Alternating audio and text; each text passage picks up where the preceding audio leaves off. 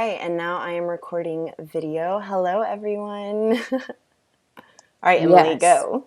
All right. Being Boss, a podcast for creative entrepreneurs from Emily Thompson and Kathleen Shannon. Welcome to episode 20 with our guest, Chalene Johnson. Hi, Chalene. Hi, girls. How are you? Good. How are you?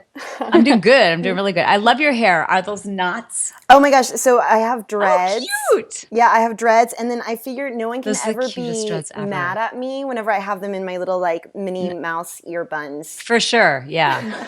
For sure. You do look like Minnie Mouse. Right? That's a so good if you're tactic. if you're listening to this episode, you have to check out our YouTube video if you want to see my hair.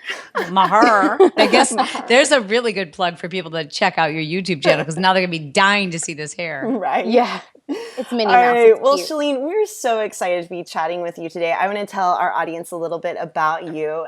So you all might recognize Chalene as the fitness celebrity behind TurboFire or PiYo, which Emily was a TurboFire fan, and I was doing PiYo right after I had my baby.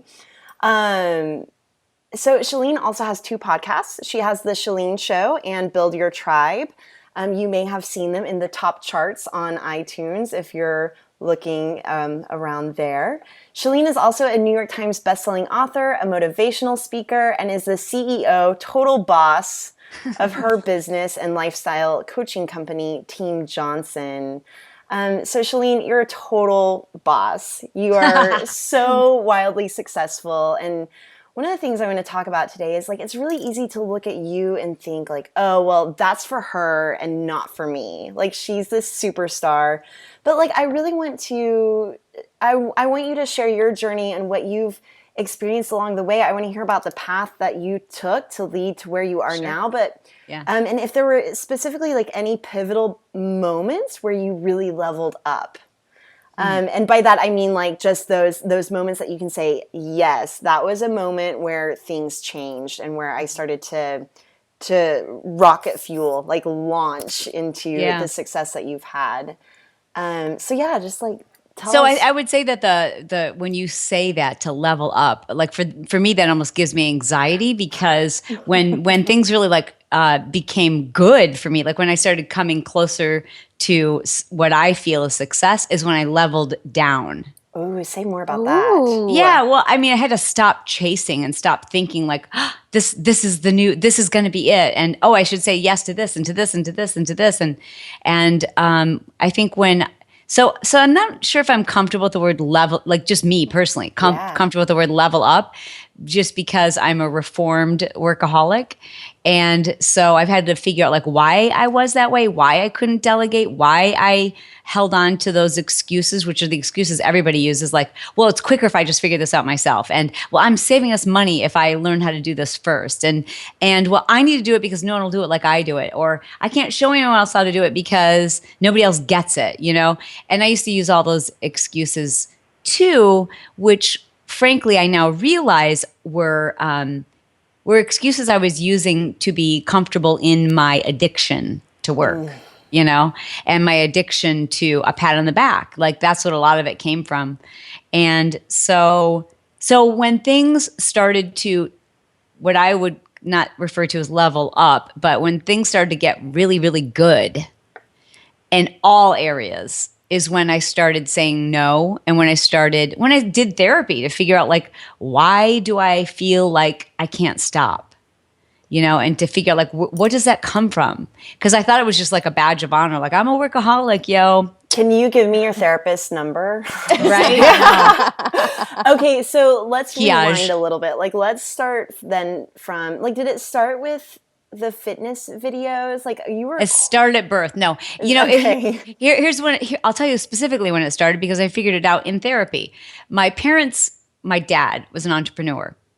And we grew up, you know, poor, but I didn't know it. Like always struggling because he was always like doing something new. And there was a period of time when he was a liquidator, and they took all of their savings and bought this huge chain of department stores, liquidated them, and they bought them in a bankruptcy court it's a business bankruptcy court in Detroit. And it was very, very cutthroat.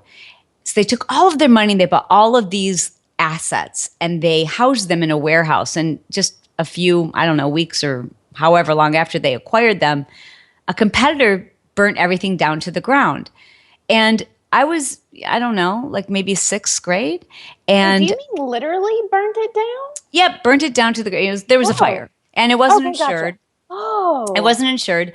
And my dad was a great communicator. So it's funny how the things we say to our children intended to be helpful, you just never know how they're going to end up in therapy one day, like, Right. point of view. So anyways, my dad brought me into his office and I just can't forget because this is the day that, and he said, I had a savings account because he was always helping me start businesses and earn money, good things. And in an effort to continue to teach me about money, he sat me down in a big leather chair in his office and he pulled out my little blue bank statement and he said, and he didn't have to have this conversation with me. It was supposed to be a teaching moment, but he said, your mother and I had this fire and we're going to be fine. Then we're going to borrow the money you have in your account and here's what interest looks like and we're going to pay you back. So it seems completely innocent. I don't know that I wouldn't have done that. It was a teaching moment. But in my young age, in that moment, my brain said, you are valuable if you can make money for people. You are valuable because you can earn. And from that day forward, I never asked for lunch money or money for clothes or for anything. I just said, get to work. Like in my own head, I started working when I was like 14 and paid for my own college and paid for literally lunch. Lunch was $1.10. And I wouldn't ask for lunch money because I'm like, this makes me valuable. And that's where it started. I didn't realize that until I went to therapy. I thought I was raised by an entrepreneur. I just have incredible work ethic and you're just jealous, Right. So I just was always very, very proud of that. It still to this day gives me great confidence to know I don't ever have to worry because I'll solve a problem and in that process, I'll be able to provide. But I don't need to continue to chase it. I don't need to keep going and going and going. I don't need to be number one. I don't need to have more. I just need to have enough. Just enough to take care of my family and in order to have peace. And so, I put myself through college by starting a business. I owned a business called the All Michigan Auto Swap Meet. And I flipped cars. Oh, wow. I know, right? And then I did everything you can imagine. Like I was studying to go to law school and taking the LSAT and working as a paralegal and starting a personal training business and a fitness business and working in an MLM selling knives door to door for Cutco. Like I was always like, go, go, go, go, go, right? And so that just kept continuing. I kept having success, but it never felt like enough. It always felt like this was going to be the last time, and I better keep looking for the next thing, and I better never break. And so the business that really took off was our certification business. We developed a program called Turbo Kick, and I started teaching fitness instructors randomly because like fitness wasn't even my degree. My degree is in justice, morality, and constitutional democracy, but I developed this program. I'm like, this is going to solve problems for people who want to teach fitness classes, and it's a pain in the butt to teach fitness classes. So if I do this, it could create some income, and it did, and it took off. And before long, my husband and I were, we had our program in I don't know, like 40 or 50 different countries. And we had like 100,000 instructors teaching it. And we started an apparel company. And then we started doing motivational camps. And then we started getting the attention of infomercial companies. And so then we started doing infomercials. And that's when, while I was at the top, is when I hit my bottom. Ooh. That's the only way I could say it, So what did that feel like? I mean, was it just... It's confusing. Yeah. I would say it's confusing because it got there because I just refused. I thought our success is because I do everything. Our success is because I'm the only one who knows how to write the emails, and it's my voice. And our success is because I'm the one who learned how to edit all the music. Like, what? I edited all the music. Like, I learned how to do SoundForge, and I learned how to, why do I think I have to do all these things? And so everyone was trying to help me, but at the time I thought I really did believe no one else could do it as well as me. Since then I realized my motivation wasn't so altruistic. My motivation was that I wanted credit for it. It would kill me if I heard someone else go, "Oh, that mix is so good." If I couldn't say, "Oh, yeah, well, I did it." That's truthfully like what it boiled down to. And I just had to be honest and go like, why do I need credit? Like, why? I need peace. And when I say it was confusing, it was that I had no history of giving things to other people and having it turn out well, because I just never done it. And if I did it, I never allowed someone to do something long enough to get good at it. Right. Number one. And number two is I just kept adding on and adding on and adding on. And yes, opportunities were coming our way, but I didn't know how to differentiate between what was good and not so good. You know what I mean? And I just couldn't say no. But yet I was also doing a lot of deception with myself. Like I did all of this from home. So I could say, oh, I'm a stay-at-home mom who's completely a lunatic, you know what I mean? Right. Who's not present, who's, just a maniac, and who doesn't sleep. And so I'm curious about this, maybe because it's the phase of life that I'm in right now with a 15-month-old baby boy. How old are your children now? Now they're 15 and 18. 15 and 18. Yeah. So whenever you were, staying at home with them, which I put in quotes, and working at the same time, a lot of the creatives that listen to this show, they're doing the same thing. They're work from home moms. Yeah. So really, like, you didn't have a babysitter or a nanny or daycare? No. And I honestly would try not to work when they were awake. And my husband and I were both together. One of us, Okay. like one of us had to be involved with them. And so that, because I had that was a really strong driving priority to me, was to be present for my kids. And so I would be as much as possible, unless I just couldn't. But so that meant the sacrifice was sleep. So a lot of times I would work through the night. Like there were years I operated on like 2 and 3 hours of sleep. Oh no. Yeah. Or, like the second they went down for a nap, it was like, go, go, go, go, go. So that's, it's just a very stressful situation to put yourself in. And I began to resent my husband if he would like sit down. Right. How dare he without a list, I'm like, rude, get up, But all right. So Chalene, what are you working on right now? Since that time, we in our rock bottom moment, which, is interesting to a lot of people because we are multimillionaires and living in a mansion and driving amazing cars and have this like work from home amazing life, kind of. But yet I felt I couldn't breathe. I felt completely, I couldn't watch a movie. I couldn't sit. I literally couldn't. That was my own fault though. And so there just came a moment where my husband, I'm a talker, clearly. And my husband is always the kind who's like, hey, if it makes you happy, it's good with me, And so he never put the brakes on.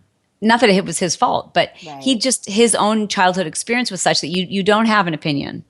You just don't. You're a kid and your opinion doesn't matter. So he grew up thinking, well, even if I do have an opinion, I'm not going to share it. And so when it finally just got to be too much, he just looked at me, and here we were married for like whatever, I don't know, at that point, however many years, maybe 12 years at that point. And he just looked at me, he's like, this is never going to end, is it? And I'm like, what?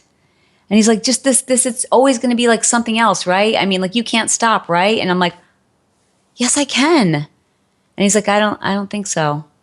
And he just said, I'm not happy. And I was like, don't say that. Don't say that. Right. Like, we're happy, damn it. But I was like in shock. I'm like, well, I'm not happy. Oh, and here's the other thing is that, we weren't really communicating. Like we were communicating, but like, I don't know. I think a lot of couples have this where like he would be in a bad mood. I'm even. I'm like as even as you'd ever meet anyone. And my husband was kind of more like this. And so I was always like trying to regulate his this. And so I noticed that he was always like in a better mood when I had a big hit. Like I'm like, look at this thing I created that we can sell. And so then I associated that same thing from a kid. Like, oh, so if I work harder, he's happy. And he was always thinking, well, when she's working, she's happy. So I'll just make it possible for her to work all the time. So it was like a total miscommunication that almost killed us both. And then when he finally just said, like, I don't need any of this. I don't care. I'm like, I don't either. And I don't care. And we have to do something. And so at that point, I just couldn't change. I was the brand. I was in every single video. I choreographed every single routine. I cut up the music for every single program. It was all me, all day, all night. I designed every piece of clothing. So we had to say, how do we get out of this? And so we had to put together a plan to reverse engineer all of our businesses to the point where I was no longer the face or brand. I was no longer the only employee. And so that we could position ourselves to be in a place to be sold, to be acquired. And that's what we did. It took about 3 or 4 years to do it. But we were very, very motivated to make that happen and then start from scratch. Right. So that's what I'm at. So like you've got these workout videos and you've got these podcasts. Like it doesn't, from the outside, from over here, it looks like you're still doing a whole lot of stuff. Sure. So let me explain that. Let me lift Yeah. the hood for you. Yeah, I'd love to see Yeah. that engine. Okay, so a lot of what people see is stuff that I created years and years and years ago. You know what I mean? Like, so first of all, any fitness program that I've done requires about 2 weeks worth of work Yeah. years ago.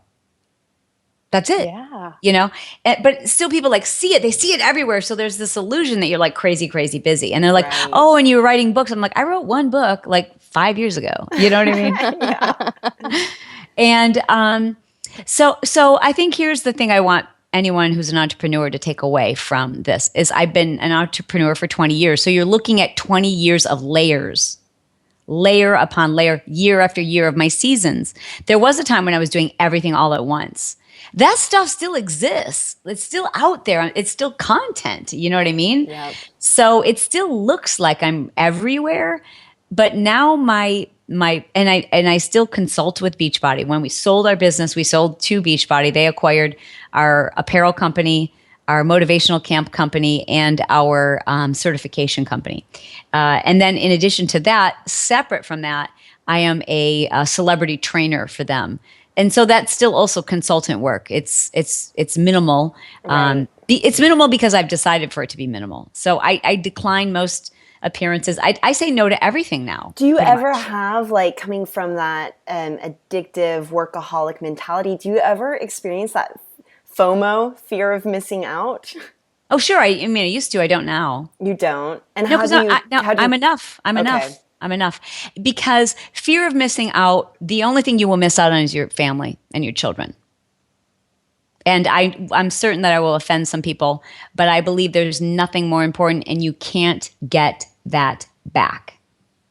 That if you're a mother, and this is my opinion, and it's a strong one, your job is to make sure that your children feel like they are confident, self-sufficient, and important to you. And I never want, today, my workday ends at 3, and it always has, even when we were crazy busy. Workday ends at 3. When the kids walk through the door, I'm not Chalene Johnson, I'm mom. And I'm like, oh my God, I'm so happy you're here. Not, shh, be quiet, mom's on a call. Right. Because there's other ways to do it. And when you get your priorities straight, everything falls into check. And you can't do it over. And if you are as brilliant as you know you are, all of those things will be there when your kids are. And I know it feels like forever. My son's 18. I'm like, what? I don't even understand how that happened. But I assumed when he would be 18, I'm like, I'm going to tell myself that all these opportunities are still going to be there, but I just wonder if they will.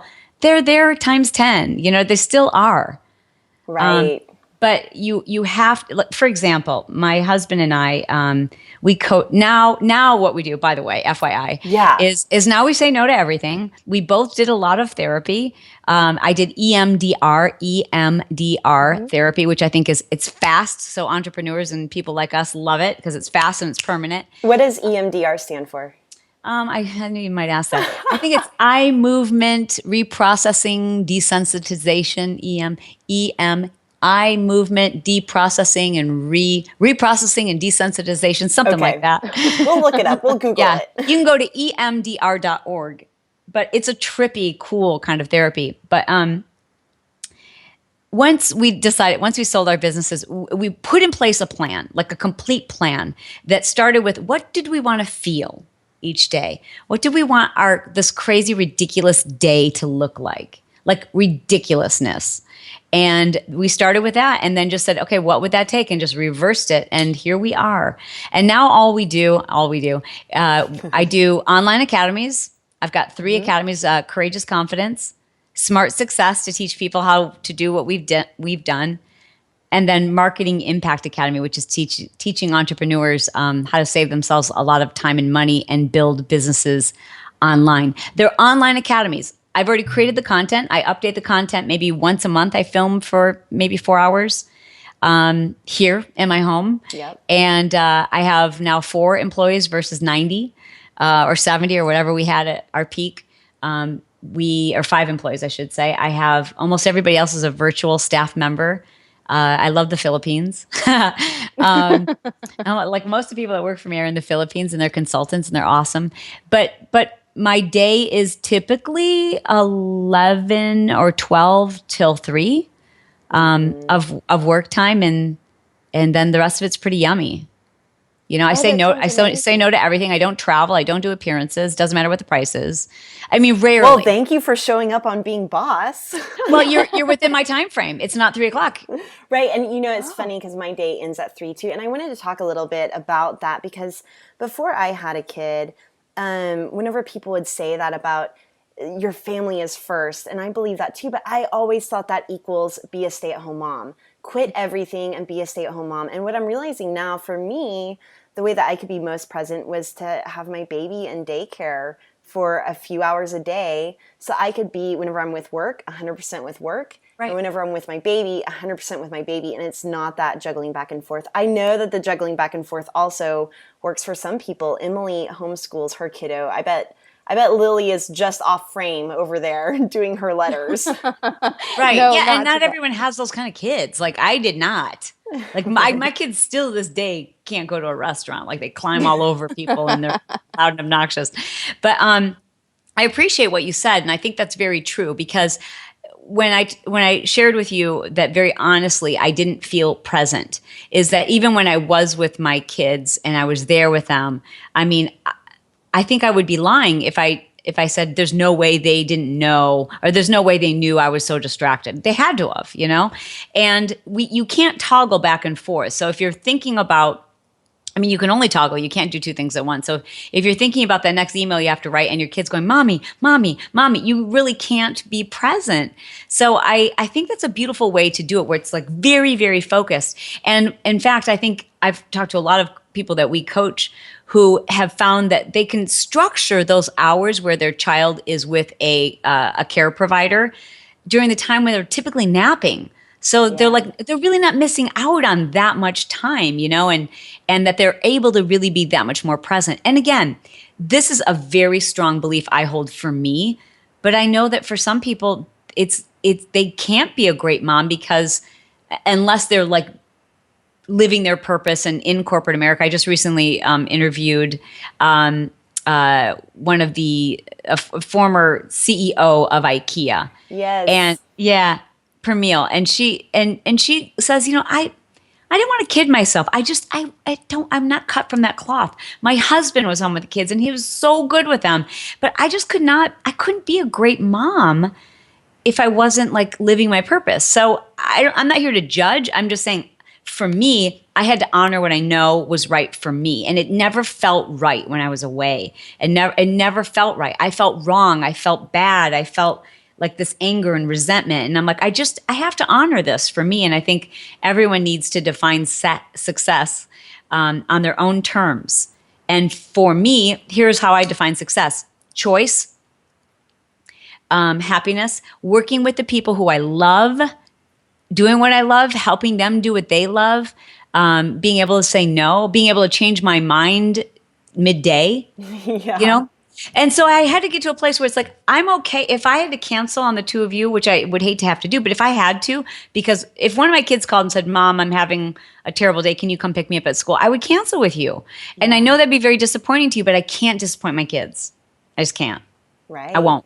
So I love that. So it's defining success on your own terms, but yet you have to be firm in it and realize that you are going to lose out on opportunities, and other people will be receiving awards and doing all, and everyone will be saying to you, and it's really hard. And they're like, "How come you don't do this? Why don't you do that? Why don't you do this? Why don't you do that?"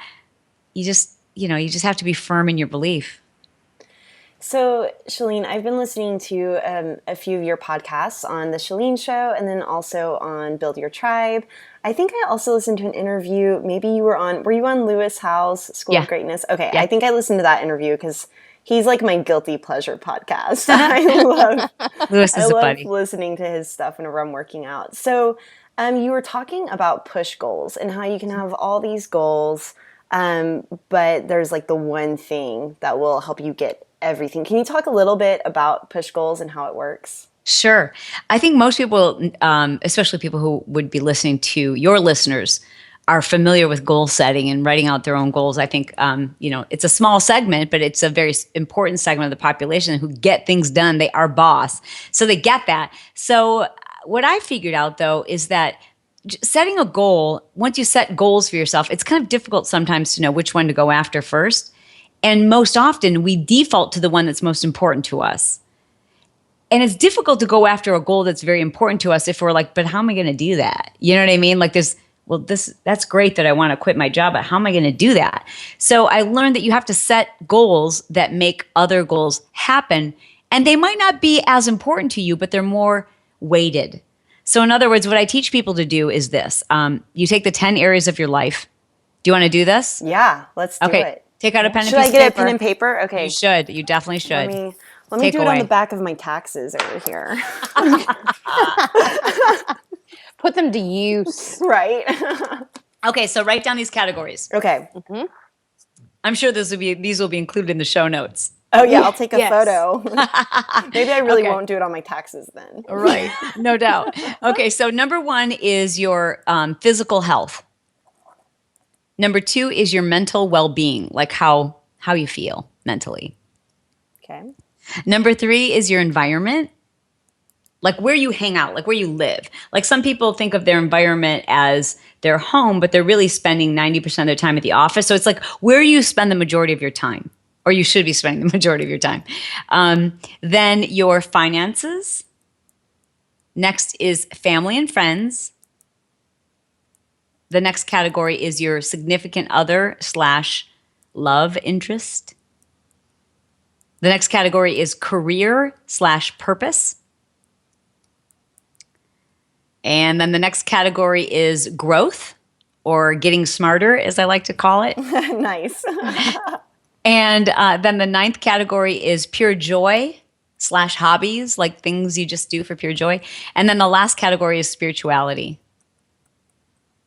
Okay, so now very quickly, you just run down that list, and on a scale of 1 to 10, 10 being perfection, I'm super happy with where things are right now, and 1 being I've missed the mark. I'm not doing well. I know I could be doing better. You give each one of these a score based on your own definition. Like, so you might be broke and you're like, I don't care, it's good with me, or maybe you, for example, for your love interest, you might have just broken up with like an awful, terribly abusive man, and you're alone, and still give yourself a 9 in that category because you're happy that you just finally got rid. So it's very, very individual. So you quickly give each one of these a score on a scale of 1 to 10. Go ahead. And do they have to be like, am I ranking them 1 to 10? No. So they could like all be 5s. Totally. I mean, not that they are, but okay, I'm gonna do this.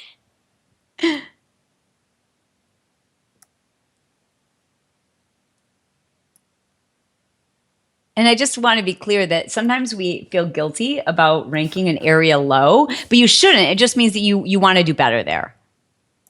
Right. It's important to you.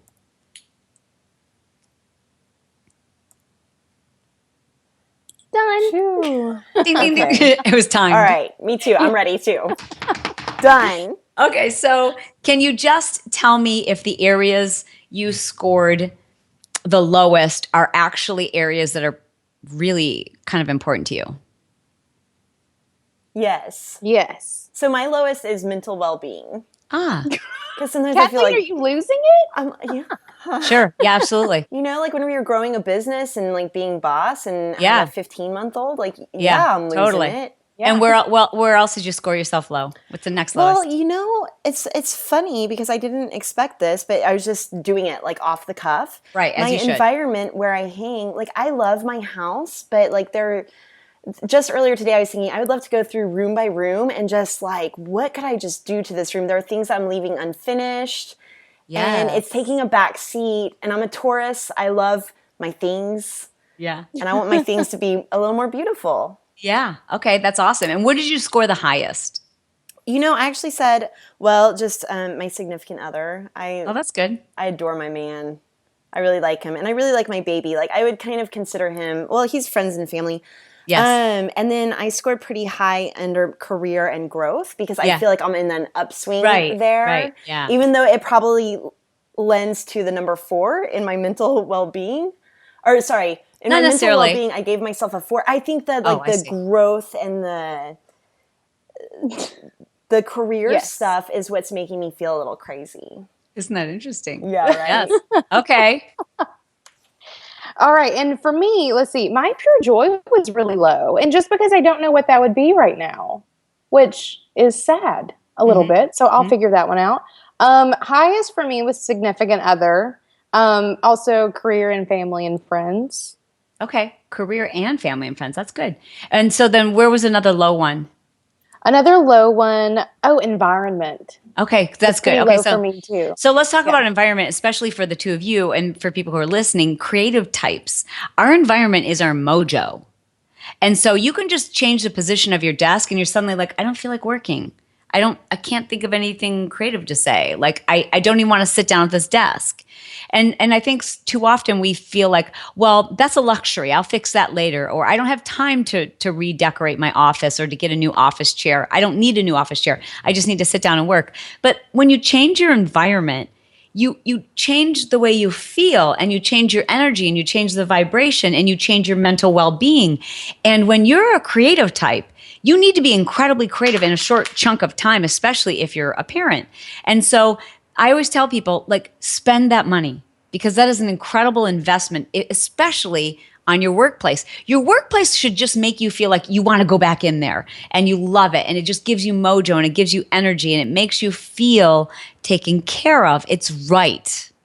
And so that's a really important thing. And so for some people, that's their closet. Like I can just get people sometimes to just clean out your closet and spend the money on new hangers and have somebody come over. Go ahead, do it. Spend someone to come over and help you redesign your closet. And it's like, like everything's right in the world. Like when all the hangers are aligned and all the shirts are in the same color sequence. And it's just like, Yes. look at me. I can take on the world today. And You know? it's so funny. I did my coaching training with Martha Beck. I don't know if you're familiar with her work at all, but she's done a column for Oprah and she's really amazing. And one of the tools that she shares is your living spaces. And whenever you describe, like if you give someone a tour of your home, it can really indicate where issues in your life are. So if your office is a total mess, or if your bedroom is neglected, what that might say about your relationship, or you know, if your office is just a pit and you feel disorganized all the time, well, yeah, probably. Yes. So it's funny because I know this, yet it's so easy to. Well, the put it reason on the why I back suggest that burner. people go through this first before they set goals is this. The areas where you've scored the lowest are affecting your happiness, and they're important. And so when we tell people, hey, come up with a list of 10 goals, we automatically default to the things that you scored the highest. So you're automatically going to default to, those 4 things you scored the highest. That's where your goals are going to be. It's going to be around career, purpose, Yep. your husband, and then the areas where you are really like there's like in the back, you don't realize it, but it's really making you unhappy. And that's why you feel unbalanced. And you didn't set a goal for yourself related to your environment. So I start with that first so that your first 2 to 3 goals specifically target areas you scored low.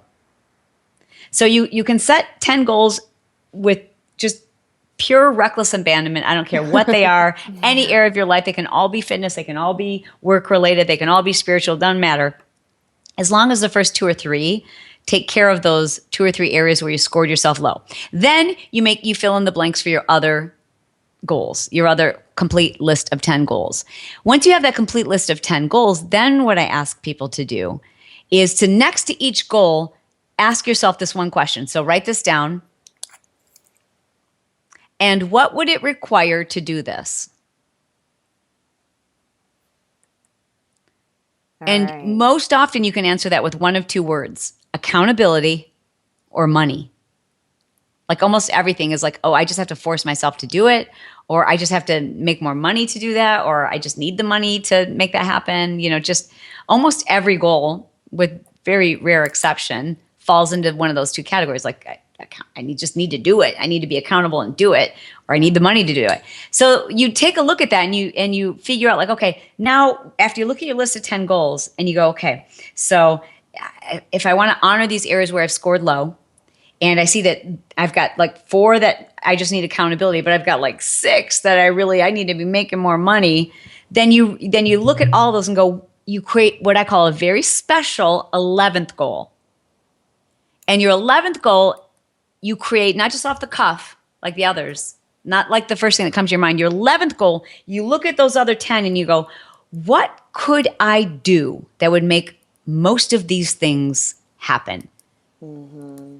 So for me this year, I went through my list of goals. By the way, I love that you said, I don't know what a pure joy goal would be for me. And a lot of people say that. And so I used to call that hobbies. And then I changed it because I realized some people, even a hobby feels like pressure and stress and like, okay, now I've got to go snowboarding and that costs a lot of money and a lot of time. And I just want people, like, think of the last time you were just like, oh, this is so yummy. I wish I didn't have to leave, or I wish this would never end. For example, one of my clients shared with me that her pure joy goal was to have somebody blow dry her hair once a week. She's like, it's pure joy to have someone else blow dry. And she's like, and I really can't call that a hobby, Right. But she's like, but it's such joy. I'm relaxed.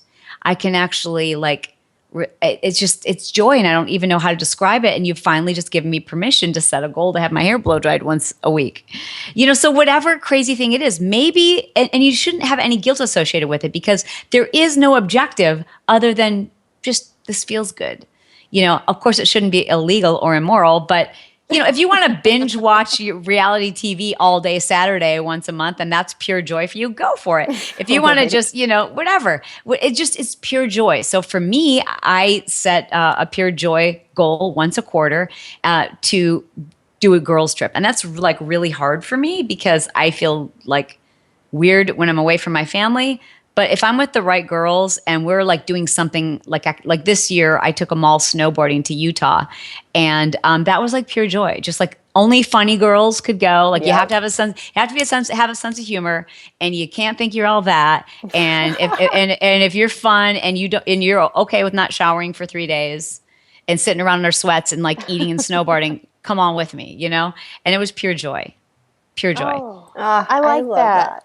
Yeah. I'm going to work on my pure joy one. But just don't think it's like supposed to be something super special. It's just like, just take notice the next time you're like, this feels really good. Yeah. So anyways, you look at all your goals and then you go, so for me, one of my goals was a pure joy. And the other one was I wanted to help people this year. Instead of making it my focus to help them build their business, I wanted to help people build their confidence. So that was one of my goals. And then I set a goal to take 2 solid months off, and do nothing.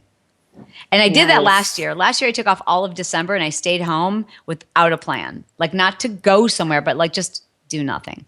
And it was, I know this is going to sound weird, but my 2 days into the month, my girlfriend was in a horrible fire, and she ended up in the burn unit and she almost died. And thank God I had set that goal, because I was able to stay at her bedside 24/7. And I just kept thinking, I can't believe what a gift this is that I get to do this. And she'd go, you can go, you don't have to be here. I'm like, this is the funnest thing I've ever done.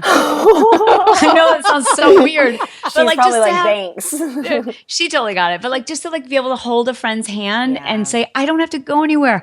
I don't have to cancel anything. I don't have to do anything. Like, Yeah. just to let God's will take over. And that's what, and I was just like, that was the most rewarding month of my year. So I want 2 of those next year. So I'm gonna take 2 months off. So then I look at all these things. I'm like, dang, I got to make a lot more money to take 2 months off. And most of my accountability is with regard to not working more. So how do I do that? Like, how do I make more money and not work more? And so I created a program where I wouldn't have to do a live seminar. It would all be online. And I created a new program that was like at a better entry level price point for my customers. And I created the Courageous Confidence Club and just made it my goal. My push goal was to have 10,000 people become a part of that club. And we're way past that mark. Oh, But well, congrats. thank you. But what? Go ahead. I was just going to ask you if we could talk a little bit about confidence. Yeah. Emily and I were chatting the other day, off air, and we were like, what is it like for creatives? Like, what could we all use a little bit more of to make our lives better? And it boiled it down to us to confidence. Yeah. So that's been on my mind and on my heart a lot lately is confidence. And how do I help other people get more of it? I feel like, I don't know if it's the way I was raised or if I was just born with it, but I just don't feel very afraid all the time. But I feel like it's something a lot of people struggle with is this fear and lack of confidence. And so I want to ask you, what do you think, how would you define confidence? Like, what is it and where do you get it from? Well, it is a muscle and it is an energy. And so, you said, are you born with it? I think we all were born with confidence. I think you probably have friends who have twins or triplets. Yep. And they're all so different, So you can see that there's a component of it that is rearing and a part of it that's just DNA. Nonetheless, all of us just like strength. Some people are born genetically a little stronger, but we can all develop strength and we can all develop skills, and confidence is a skill. So it's practicing the right exercises that make you stronger and avoiding the things that make you weaker, which sometimes are people, our habits, conversations in our head, and the things that make you weaker physically are to not go to the gym. That's going to make your muscles atrophy and that makes you weaker. And what's interesting when it comes to confidence is the thing that makes you weaker is to not go and do it. Because when you go and do it, that actually makes you stronger. And so you want to think about every time you stop yourself from doing something, you're actually atrophying your confidence muscle. Yeah. So I walk people through, I've built a program for confidence that feels very much the way I've created exercise programs where there's the first week where you don't want people to be so sore and so freaked out that they won't do it the next week, but they have a little bit of like, oh, okay, I feel good. I'm looking good. And I teach a lot of people about self-awareness, what it means to be an introvert or an extrovert, and how both of those things are awesome.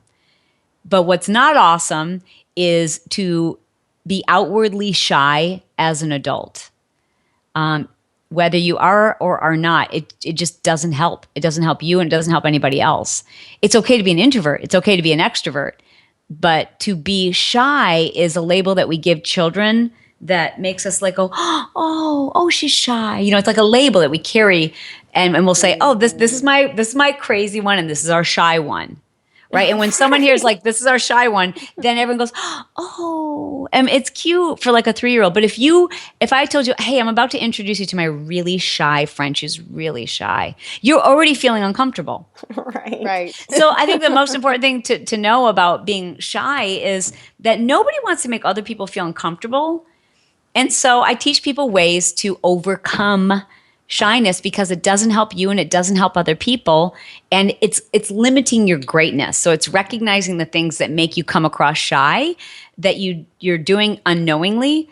And I'm not going to ask you to be like, hey, now I'm the life of the party. Like I'm not, Right. like that person's kind of obnoxious, and I don't think that person's confident anyways, right? Like there's people who are like they're so obnoxious that you're covering up something. Yeah.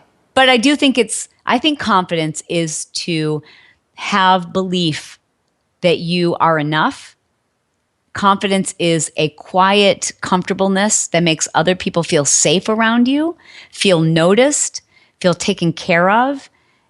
Confidence is the person who makes you feel like they have your back, that you're you're in good hands, that they care, that they listen.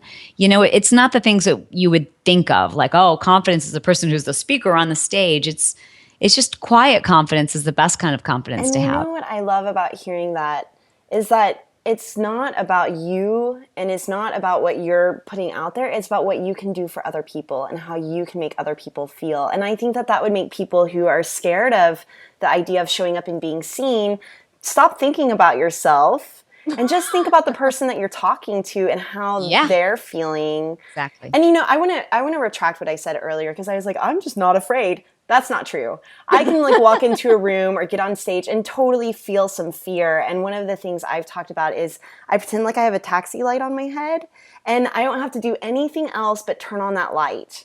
I don't have to think about making eye contact and I don't have to think about standing up straight and kind of the typical confidence things. All I have to do is imagine that I'm turning on that taxi light and just walk into the room and set that intention really more than anything. But that's my own little trick for confidence. I think that's very true. And I love what you just said, that like, I don't have fear. I think what you meant was I don't let fear stop me. Yes, exactly. Yeah, I feel the same way. And then what you learn and what I teach in the club is that it becomes addicting because you're like, hey, I didn't die. Yeah. And you're like, and it's like when I don't know if you've ever jumped off of something really high. I just bet that you have. I've gone skydiving. Okay. So you know that feeling, like just before you jump, you're like, why am I doing this? Right. And then you're like, just do it. And then when you do it, you're like, as you're like going down, you're like, this is so crazy. And I want to do it again. It's like there's fear, but then you realize like I didn't die and that was fun and I wasn't that good, but I bet I will be better the next time. And then you just, I teach people how to get addicted to that because once you realize like, hey, it just keeps getting stronger and stronger and stronger. And then, what you said is like, I have no fear. You almost forget that you have it. Right. Because it's that thing that actually pushes you out the door of the airplane is fear because now you rely upon it like fuel. And that's how I feel too. Like I've got lots of fear, but I never let it stop me. I love fear. I love putting myself in situations where I'm like, I've never done this before. It's freaking me out. And that's why I know I need to do it. And that's probably what turned you into a workaholic though. So like when do you... but no, I don't know if it turned me into a workaholic, but it definitely is. It's the advantage for an entrepreneur who doesn't fear judgment or fear making a mistake. I never, ever in my whole life have ever feared making a mistake. So I put a lot of crappy stuff out there and fix it later. I mean, that's just my rule. Like my first exercise video, if you can find them, I will pay you whatever it takes not to show them to anyone. I will find you and I will cut you. Like everything I do is like ridiculously awful the first time, but I don't care. I want to just get it over with and then fix it later. Like everything. Name something. But yeah, I think I don't know where that came from. I guess my parents aren't perfectionists, but I just see perfectionism as one of the worst fears to have because you're never gonna be perfect. Even when it is perfect, it won't be perfect. Yeah.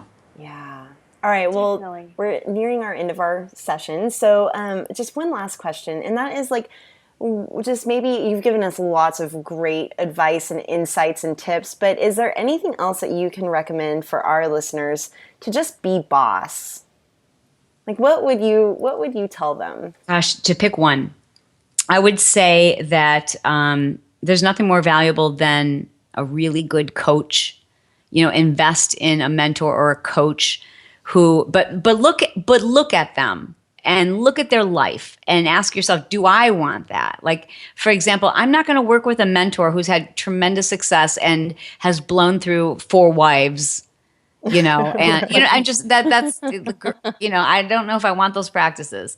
So for me personally, when I look at a mentor, I want to look at every part of their life. Do I agree with their spirituality? Do I agree with and I know people will disagree with me and say, well, when you pick a mentor, you got to kind of look at just what they do in business. I don't think so because I don't know how to separate who I am as a person when I'm in business versus when I'm dealing with my kids. So when I look at mentors, I really want to know, like, are they a good person? Not are they great at marketing? What's their relationships like? How's their spirituality? Do their kids hate them? Like these things are important to me. And so choose slowly, carefully. And then that investment will have a great return for you because a great mentor and a great coach will help you be boss in a much faster, more effective, even more cost-effective way than you could ever figure out on your own.